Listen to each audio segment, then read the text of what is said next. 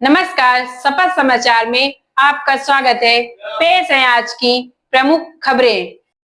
UP के बागपत में भाजपा प्रदेश अध्यक्ष भूपेंद्र चौधरी ने कांग्रेस और विपक्ष पर तीखा हमला बोलते हुए कहा कि देश सहित के मुद्दों पर विपक्ष सिर्फ सनसनी फैलाने का काम करता है। बागपत में प्रदेश के वन राज्य मंत्री केपी मलिक के भाई के निधन पर शोक संवेदना व्यक्त करने पहुंचे थे। इस दौरान मीडिया से बातचीत करते हुए उन्होंने कई मामलों पर कांग्रेस पर निशाना साधा। उन्होंने कहा कि बिहार में सिपाही भर्ती परीक्षा एसआईआर मुद्दे पर राहुल गांधी ने बहुत शोर मचाया, लेकिन जैसे ही अंतिम ड्राफ्ट सामने आया, कांग्रेस पूरी तरह शांत हो गई। इसका मतलब साफ है कि विपक्ष सिर्फ राजनीति के लिए झूठा माहौल बनाता है, जबकि तथ्य आने पर चुप्पी साध लेता है। वंदे मातरम का विरोध करने को लेकर उन्होंने कांग्रेस की मानसिकता पर भी सवाल उठाए। भूपेंद्र चौधरी ने कहा कि वंदे मातरम गीत भारत के हर नागरिक का कर्तव्य और सम्मान का प्रतीक है, लेकिन कांग्रेस इसे अल्पसंख्यकों के तुष्टीकरण के आधार पर विवादित करती है। उन्होंने कहा कि राष्ट्रगीत का सम्मान राजनीति से ऊपर होना चाहिए।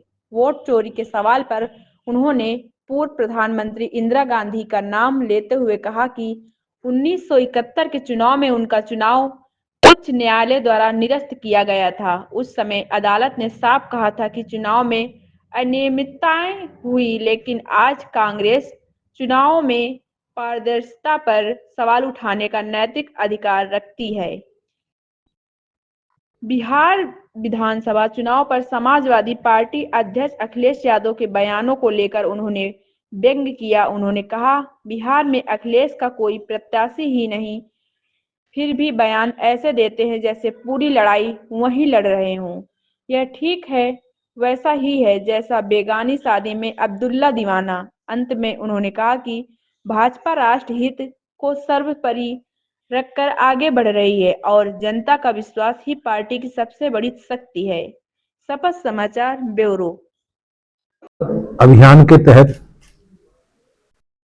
पंडित दीनदयाल उपाध्याय जी की जन्मदिन 25 सितंबर से 25 दिसंबर तक, अटल बिहारी वाजपेयी जी के जन्मदिन तक हम लोगों ने आत्मनिर्भर अभियान के माध्यम से स्वदेशी के संकल्प को दोहराया है और माननीय प्रधानमंत्री जी के आग्रह को जन जन तक पहुंचाने का काम हम लोग कर रहे हैं कि ऐसी वस्तुओं का इस्तेमाल करें जो भारत में बनी हो, हमारे देश में बनी हो, और जिन वस्तुओं में उनके निर्माण में, उनके उत्पादन में भारत के लोगों का श्रम लगा हो, उनका लेबर लगा हो।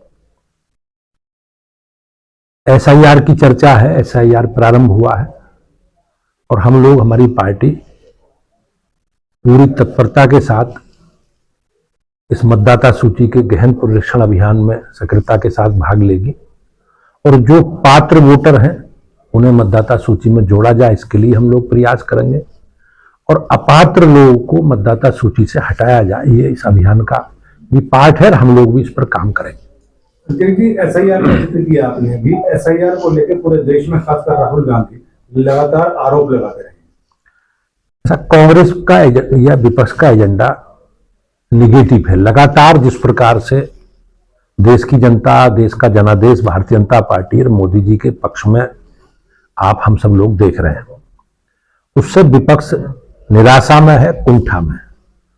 उनके पास गिनाने के लिए कुछ नहीं है, क्योंकि उनकी सरकारों में जनता ने उन्हें लंबे समय तक अवसर दिया है, तो उनके पास गिनाने के लिए कुछ नहीं है।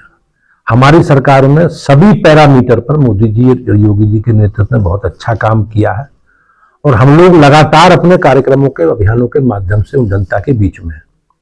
आपने देखा होगा, समाज में अनिश्चितता पैदा करना ये कांग्रेस का एजेंडा है। बिहार में एसआईआर प्रारंभ होने के समय उन्होंने एक पदयात्रा निकाली, एक बड़ा जन आंदोलन खड़ा करने का प्रयास किया, लेकिन जैसे ही फाइनल मतदाता सूची का ड्राफ्ट प्रकाशित हुआ, ये विषय गायब हो गया। आपने देखा होगा, फाइनल मतदाता सूची के ड्राफ्ट प्रकाशित होने के बाद उन्होंने कुछ नहीं किया, वो बिल्कुल एकदम साइलेंट हो गए, क्योंकि सब जानते थे कि जो लोग पात्र हैं वो मतदाता सूची में रहेंगे। सरकार, मतलब आयोग की भी यही मंशा है, हम सबकी यही मंशा है, लेकिन उन्होंने समाज में एक भय का वातावरण पैदा करना, समाज में अनिश्चितता पैदा करके कि अपने वोट बैंक को फोकस करना है।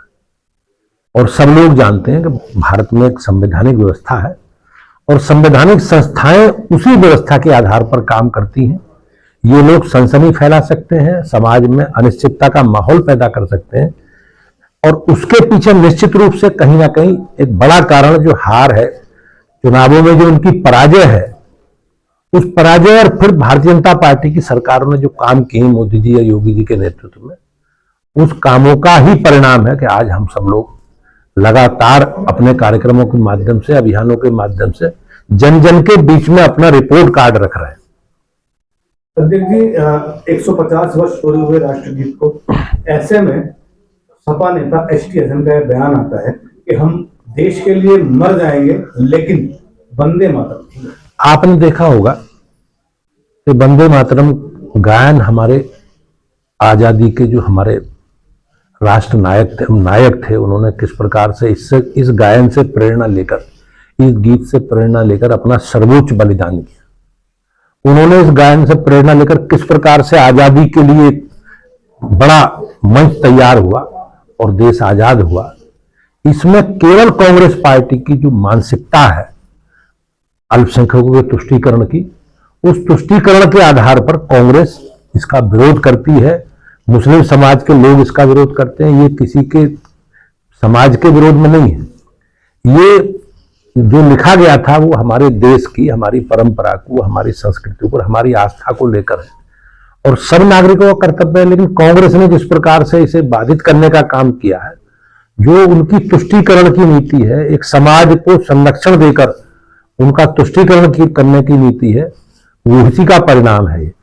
अध्यक्ष जी, अखिलेश जी इसमें बिहार में भी कह रहे हैं कि भाई बिहार आप हराओ, यूपी हम हराएंगे, 400 दिन बचे। एक कहावत है, आपको जानकारी कि बेगानी शादी में अब्दुल्ला, तो वो चुनाव तो लड़ने। आप देख रहे हैं शपथ समाचार।